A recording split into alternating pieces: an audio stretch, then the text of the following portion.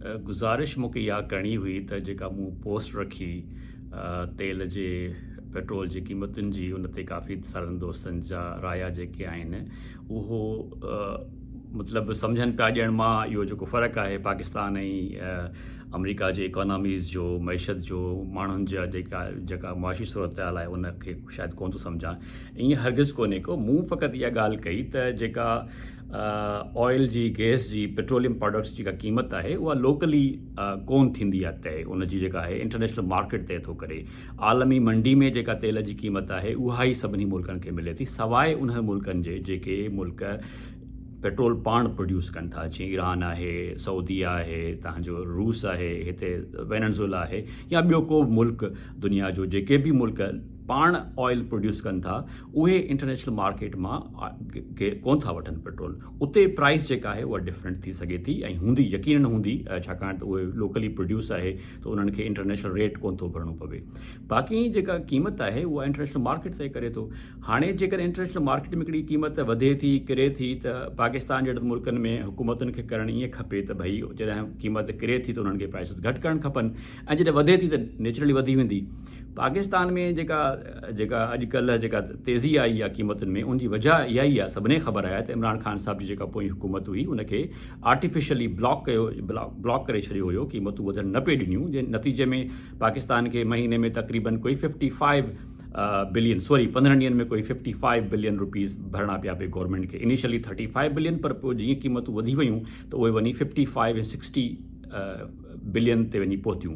सो इहो सस्टेनेबल कोन्हे को पाकिस्तान जहिड़ी इकोनॉमी जे लाइ, छाकाणि त मुल्क वटि एतिरा पैसा बि कोन्हनि के। उनजो हिकिड़ो हल त इहो आहे त भई जेके गवर्नमेंट उनखे सब्सिडी ॾे, पर हाणे सब्सिडी गवर्नमेंट केतिरी ॾेई सघे थी।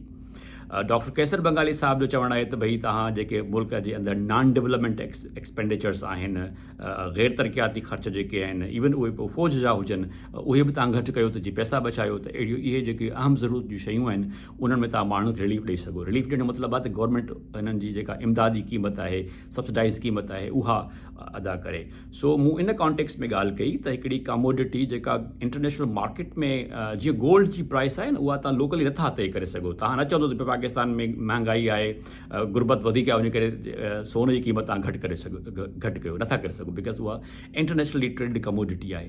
सिमिलरली जेको पेट्रोलियम प्रोडक्ट्स आहिनि उहे बि इंटरनेशनली ट्रेड थियनि थियूं, उनजी उते क़ीमत तय थिए थी।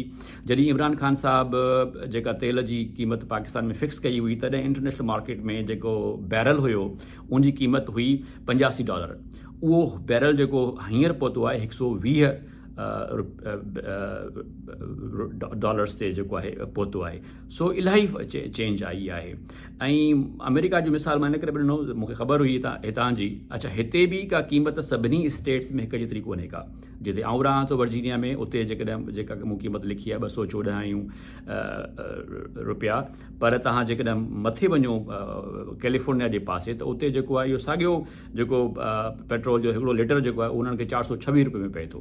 ऐं इहा सॼी क़ीमत जेका वाध थी आहे, तक़रीबन 100% इंक्रीज़ थियो आहे इहो पेट्रोल ऐं गैस जी जेकी प्राइस हिते अमेरिका में, उहे पोयनि 4 महीननि में आहिनि, यूक्रेन जी वॉर शुरू थियण खां पोइ जूं आहिनि। उनजे करे इहा ॻाल्हि सम्झणु खपे इन कॉन्टेक्स्ट में त जेके इंटरनेशनली ट्रेडिड कमोडिटीज़ आहिनि उन्हनि जूं प्राइसिस के नेशनल इकोनॉमीज़, डोमेस्टिक इकोनॉमीज़ नथियूं अफेक्ट करे सघनि। उहो लिमिटेड स्केल तव्हां करे सघो था, जेकर हुकूमत पाकिस्तान टैक्सिस वधीक वठंदी रही आहे पेट्रोलियम प्रोडक्ट्स ते, त उन्हनि टैक्सिस में कमी करे त उहो थोरो प्राइस घटि सघे थी।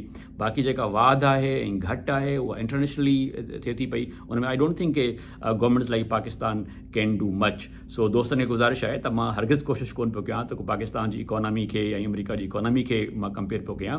मां त हिकिड़ी प्राइस खे हिकिड़ी प्रोडक्ट जी प्राइस कंपेयर करण जी कोशिशि कई आहे। Otherwise I am very much clear जेको डिफरेंस आहे the size of GDP and per capita income, या जिन जा दोस्त मिसाल पे ॾिना। Thank U.